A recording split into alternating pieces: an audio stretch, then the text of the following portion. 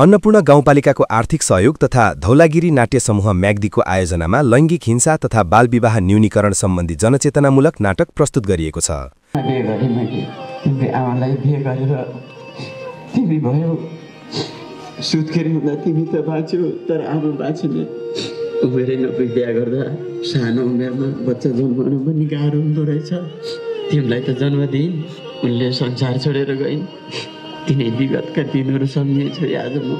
समाजमा गहिरो जरा गाडेर बसेका लैङ्गिक हिंसा र बालविवाह जस्ता सामाजिक कुरीति विरुद्ध चेतना फैलाउने उद्देश्यले विद्यालय स्तरमा नाटक मञ्चन गरिएको हो। नाटकले बालबालिका, अभिभावक तथा समुदायलाई संवेदनशील बनाउँदै समानता, अधिकार र जिम्मेवारीबारे सन्देश प्रवाह गरेको छ।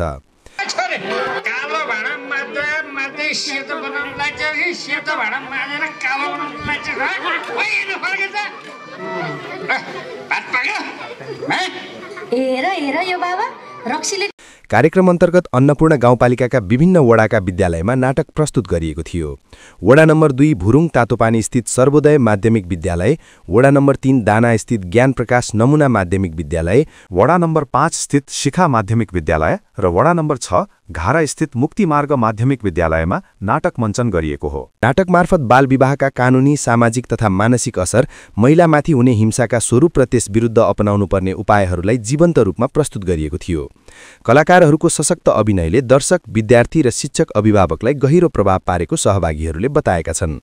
अन्नपूर्ण गाउँपालिकाले यस्ता सृजनात्मक कार्यक्रमले समुदाय स्तरमा सकारात्मक सोच विकास गर्न सहयोग पुग्ने जनाउँदै आगामी दिनमा पनि सामाजिक रूपान्तरणका कार्यक्रमलाई निरन्तरता दिने प्रतिबद्धता जनाएको छ। धौलागिरी नाट्य समूहले कला र नाटकलाई सामाजिक परिवर्तनको माध्यम बनाउँदै ग्रामीण भेगसम्म जनचेतना फैलाउँदै आएको छ।